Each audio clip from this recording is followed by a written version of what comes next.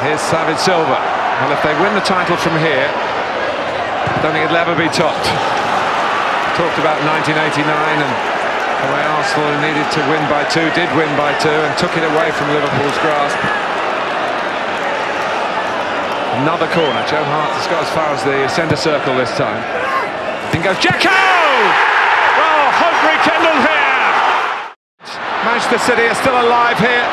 Balotelli, Aguero!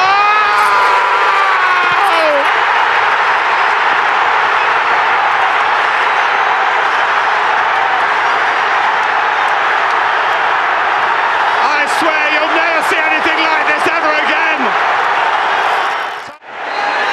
Manchester City champions. Premier League dreams have come true in blue. The trophy itself, from second fiddle for so long in their own city to top club in the country. Manchester City, champions in the 20th year of the Premier League.